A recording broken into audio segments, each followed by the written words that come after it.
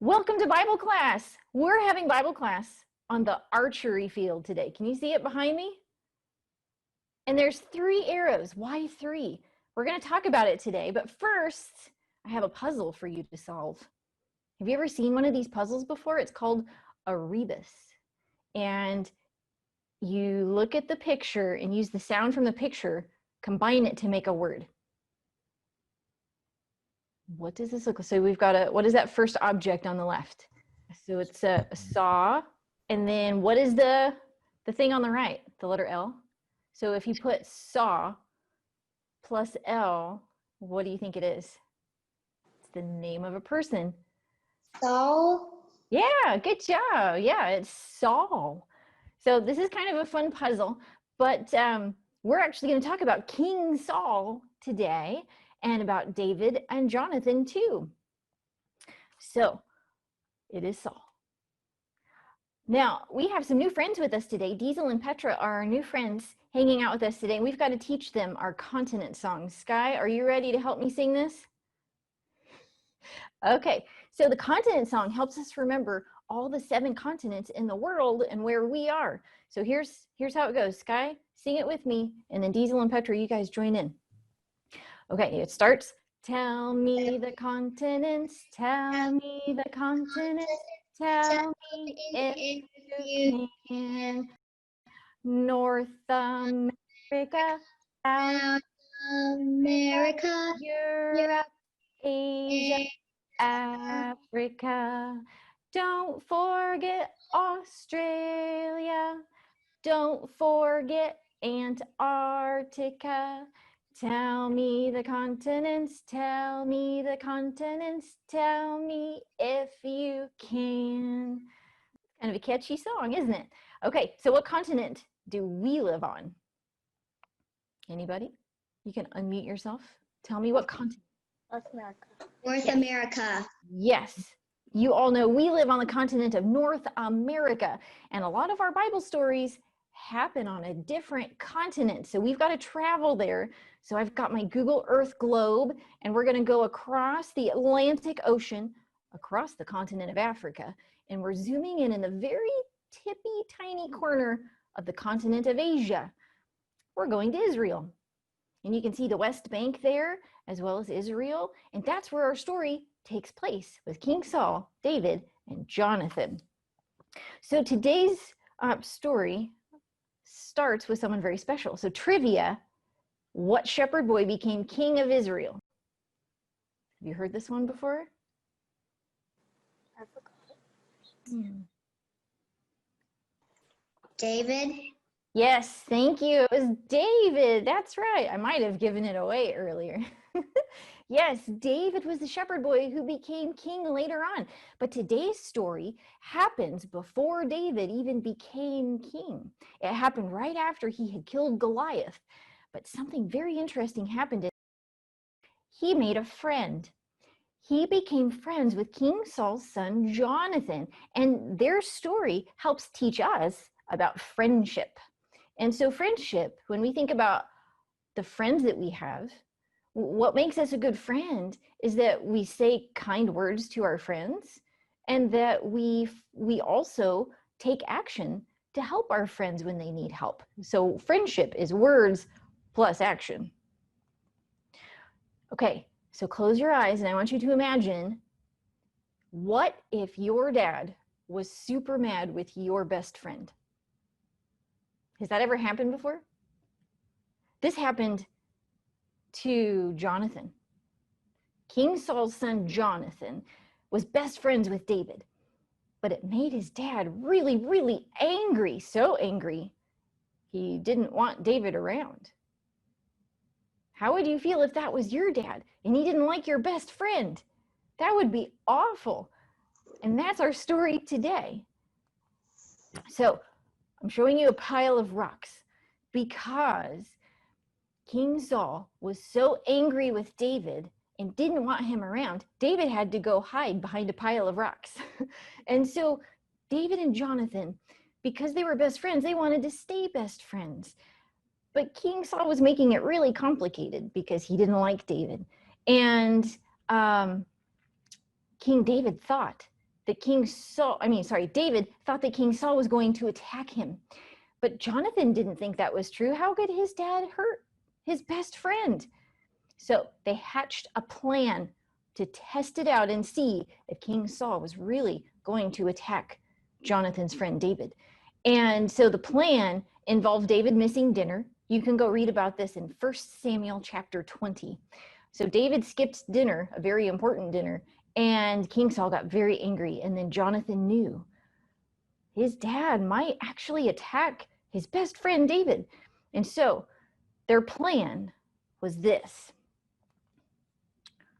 Their plan involved archery because that was a very popular thing to do back then. And that's what they did to get their food.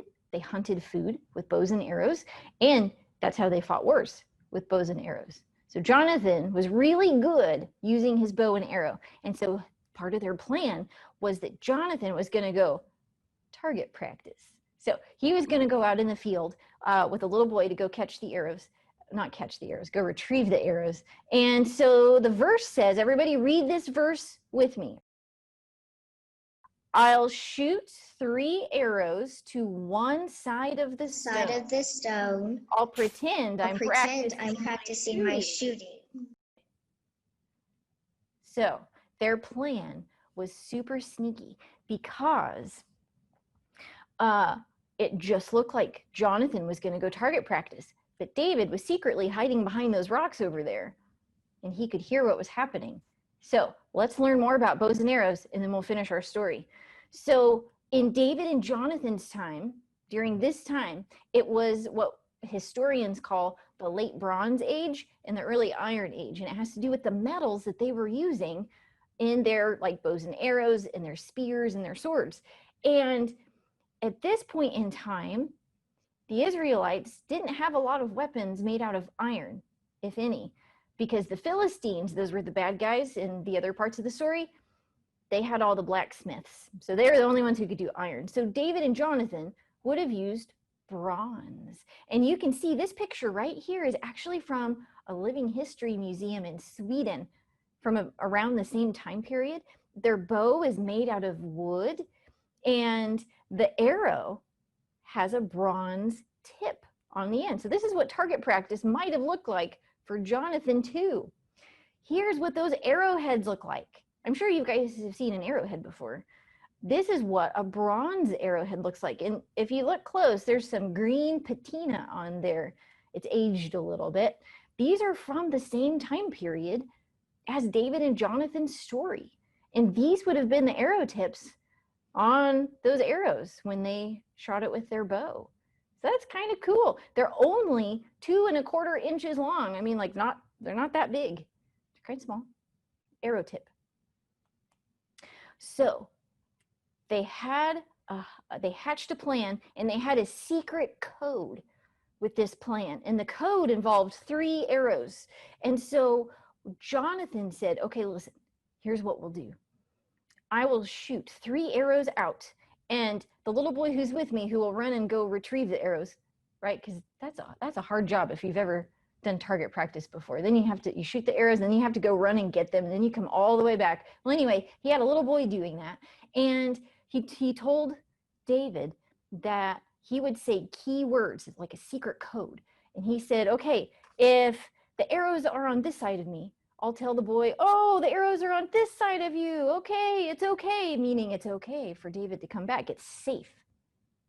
Okay, that's kind of a cool code. But the other part of the code, if Jonathan knew that David was going to be in danger, like King Saul wanted to hurt him, they had another signal. And the signal was, if Jonathan shot 3 arrows and he said to the little boy, oh, they're beyond you. That was the key word for David to know that he had to go away. He had to run away and hide because King Saul would be coming after him. And so that was their secret code. And so it came to the day when it was 3 days later after David missed dinner.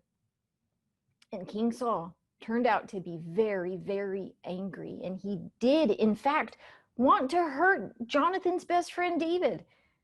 And so Jonathan knew he had to warn David. So he went out there and into the field, and he shot his 3 arrows. And you know what words he used in his secret code?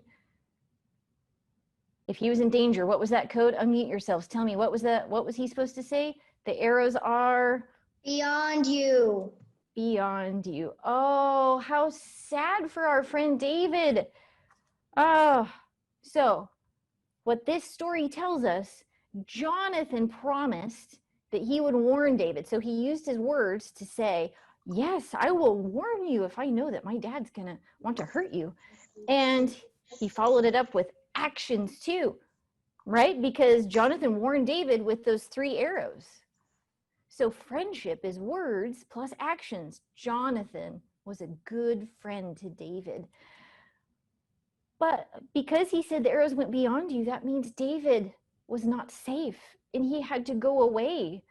And how sad for them, because they wouldn't get to see each other anymore.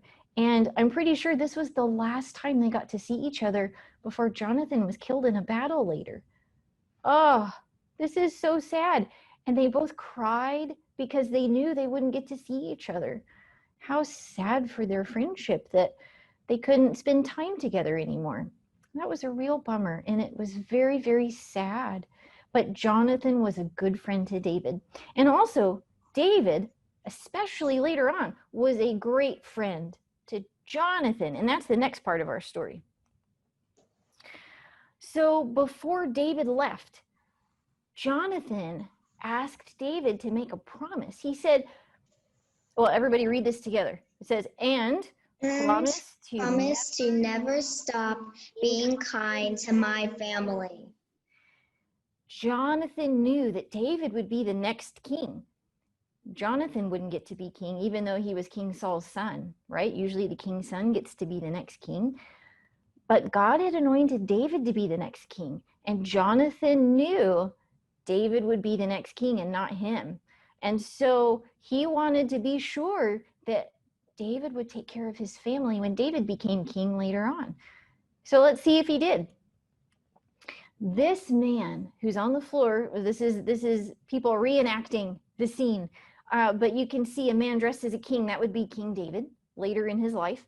And the man who is on the floor that he's hugging is a very special person. So let me tell you the quick story. So after David becomes king, he went and asked, is anybody left from Saul's family that I can show kindness to? He remembered the promise he made to Jonathan. And then he looked for people who were still in Saul and Jonathan's family. And you know who he found? He found this man who was Jonathan's son. His name is Mephibosheth. That is a very long name for us today. Say that with me, Mephibosheth. Mephibosheth. Yes, and something was very interesting about Mephibosheth. He was Jonathan's son, but when he was 5 years old, his nanny was carrying him, his nurse was carrying him, and accidentally dropped him. They were running away from a battle, and they thought they were in danger, and they were running, and she accidentally dropped him, and it may have broken his feet. The Bible tells us that, well, the Bible language says he was crippled in his feet. And today we don't use the word crippled. We say that someone is disabled. And Jonathan's son, Mephibosheth, had a very bad injury from when he was dropped. And it made him not be able to walk very well, if at all. And back then, people who had disabilities were not very well taken care of. They were left to be on the streets to beg for money and food. And they weren't really part of society. And today it's very different. People with disabilities today get to participate just like you and I do. In fact, do you remember how I had foot surgery this last summer? Remember how we had to stop having our Bible class? Well, it was because my feet were damaged from rheumatoid arthritis. And if I had let the damage keep getting worse, I might have been like Mephibosheth, not being able to walk very well. And so David learns about Jonathan's son Mephibosheth, and he says, well, bring him here, bring him to the palace. which was huge back then, because there actually used to be a saying during David and Saul and Jonathan's time in Jerusalem back then. A different group of people owned Jerusalem, and they said, the people who are blind and the people who are lame or disabled may never enter into the palace. They may never come to the palace. That was their rule.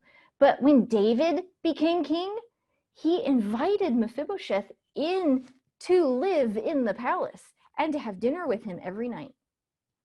He adopted him like it was his own son because he loved Jonathan and was a good friend to him, and he remembered his promise that he would take care of Jonathan's family. So he welcomed Mephibosheth into the palace as his own son. That's an amazing story. So David was a good friend too. His words he promised Jonathan he would take care of his family, and his actions showed that he did it too. He adopted Mephibosheth into his own family. So both Jonathan and David were good friends. They used their words and their actions to be a good friend. And so this brings us to our memory verse. Let's all read this one together. Are you ready? A friend loves at all times. They are there to help when trouble comes. And in the David and Jonathan story, we can see that Jonathan was there for David when the trouble came, when his dad wanted to hurt David. And we saw later how David took care of Jonathan's family. So friendship, everybody say this with me, friendship equals words, actions. And you know what it really means? Friendship means love. You love your friends by using your words and your actions. That's how you show love to others. You can be a good friend too. And so this kind of friendship love reminds us of Jesus and the love that we experience because of Jesus. And so you can help your friends by using kind words and by taking action to help when they need help. So I'm glad that you guys are my friends, and I'm glad that you are here today. Next week, we'll have another friendship to learn from. We're going to learn about the friendship between Elijah and Elisha, two very important prophets in the Old Testament, and they needed some encouraging. So next week, we'll talk about how friendship is both love and encouraging. I'm so glad you guys were here with me today. Thank you for being my friends and coming with me to Bible class. We are all done, and I will see you guys next week. I'm glad you came. Bye. Bye. Bye.